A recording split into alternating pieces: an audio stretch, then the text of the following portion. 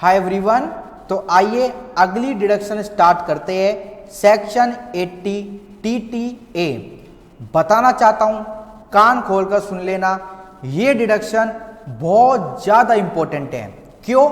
क्योंकि जब आप किसी की रिटर्न ऑफ इनकम बनाओगे तो ऑब्वियसली बात है बैंक स्टेटमेंट लोगे, ऑब्वियसली बात है मिनिमम 1 रुपए का भी इंटरेस्ट तो बैंक में होगा ही होगा। तो अगर आपकी कोई इंटरेस्ट इनकम है उस पर अदर सोर्स में टैक्स लगेगा क्योंकि वो अदर सोर्स की इनकम है। बट 80 TTA में आप उसी इनकम पर छूट ले सकते हो। ठीक है, तो चलिए आपको बताता हूं इस सेक्शन में क्या पढ़ना है। दोबारा से बोल रहा हूं, बहुत ज्यादा इंपॉर्टेंट सेक्शन है क्योंकि आप खुद सोचो, जब किसी की रिटर्न बनाओगे बैंक स्टेटमेंट लिए बगैर रिटर्न नहीं बनेगी, और बैंक स्टेटमेंट में अगर इंटरेस्ट ना हो तो ऐसा होना बहुत मुश्किल है। मैं तो कह रहा हूं अगर 1 रुपए का भी इंटरेस्ट हुआ तो उस 1 रुपए की भी छूट यहां पर मिल जाएगी। बट यहां पे लिमिट है, मैक्सिमम 10,000 तक की छूट आप ले सकते हो। अगर इंटरेस्ट आपको पूरे साल में बैंक से 15,000 का मिला है तो मैक्सिमम 10,000 की छूट मिलेगी, 5,000 पर टैक्स देना पड़ेगा। Deduction in respect of interest on deposit in saving accounts. अगर करंट अकाउंट पे इंटरेस्ट मिला है ना, किनको? इंडिविजुअल को other than senior citizen.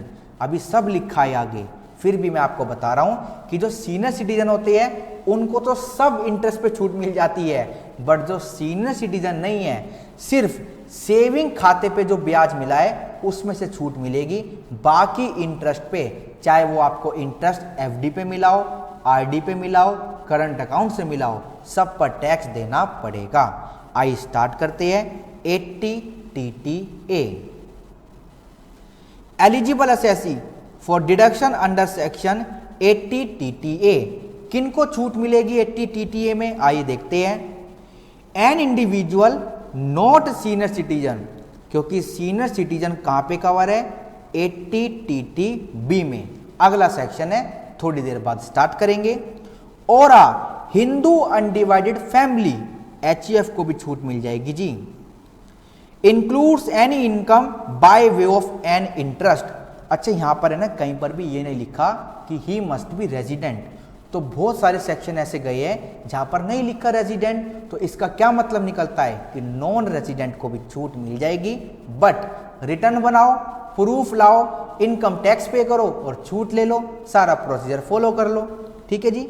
Bye way of an interest on deposit in saving account not being time deposit, ना तो RD होगी और ना ही FD होगी, which are deposit repayable on a expiry of fix period.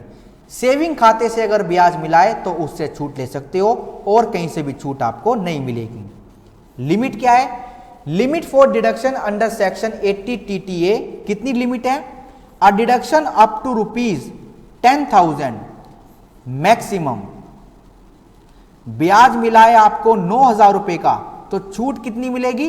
Lower 9,000 रुपए की। ब्याज मिला है 11,000 का तो छूट कितनी मिलेगी? 10,000 की। अप टू 10,000 तक छूट आप हमसे ले सकते हो। ₹10,000 in aggregate shell be allowed while computing the total income of such assessee. ठीक है जी, आगे चलते हैं। Areas for deduction under section 80 TTA। जो आपको इंटरेस्ट मिल रहा है वो इंटरेस्ट कहां से मिल सकता है अगर आप छूट लेना चाहते हो, मतलब वो इंटरेस्ट कहां से होना चाहिए अगर आपको छूट लेनी है। आइए देखते हैं। Such deduction shall be allowed in the case of saving account is maintain with. Saving खाते से मिलेगी ये तो हमने देख लिया,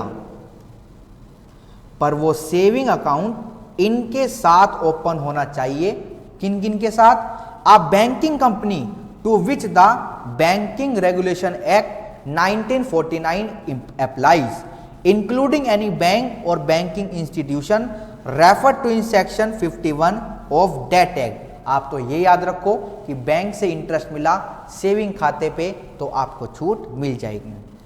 अगर आपने अपना सेविंग अकाउंट किसी कोऑपरेटिव सोसाइटी के पास खुलाया है, जो कोऑपरेटिव सोसाइटी क्या करती है, engage in carrying on the business of banking including a cooperative land mortgage bank और a cooperative land development bank, या फिर अगर आपने अपने नजदीकी पोस्ट ऑफिस में कोई सेविंग खाता खुलवाया है और वहां से इंटरेस्ट मिलता है तो भी आप छूट ले सकते हो। Restriction for deduction under section 80 TTA, आपको किस किस पर छूट नहीं मिलेगी 80 TTA में, आइए देखते हैं। If the aforesaid income is derived from any deposit in a saving account held by और on behalf of a firm AOP BOI, then no deduction shall be allowed in respect of such income in computing the total income of any partner of the firm or any member of the AOP or any individual of the BOI। Firm क्या होती है, partnership firm, AOP मतलब association of person, BOI मतलब body of individual. तो firm, AOP या फिर BOI के behalf पे अगर कोई सेविंग खाता खुला हुआ है या फिर इन्होंने अपना सेविंग खाता खोला हुआ है तो इस पर जो आपको इंटरेस्ट मिलेगा उसकी छूट आप नहीं ले सकते, क्योंकि पहली बात हमने पढ़ा था इंडिविजुअल और HUF छूट ले सकते हैं, बट इंडिविजुअल और HUF का खाता अगर किसी फर्म ने, AOP ने, BOI ने अपने ब्याज पे खुलवाया है किसी बैंक में और उस खाते में ब्याज मिलता है तो भी वो इंडिविजुअल, वो HUF छूट नहीं ले सकता अंडर सेक्शन 80 TTA, क्योंकि वो जो खाता है वो किसके ब्याज पे ओपन है, फर्म, AOP या BOI। अगली बात, in effect the deduction under this section shall be allowed only in respect of the income derived in the form of interest on the saving bank only other than time deposit made by individual or HUF directly।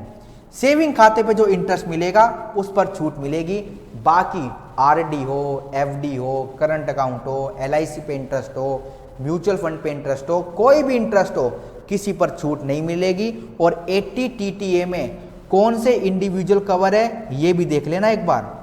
Individual other than senior citizen, senior citizen यहां पे cover नहीं है क्योंकि senior citizen के लिए अगला section है 80 TT भी अभी स्टार्ट करने जा रहे हैं, इसको खत्म करते हैं और ये खत्म हो चुका। ठीक है जी, इसी के साथ सेक्शन 80 TTA होता है खत्म। Okay, thank you so much.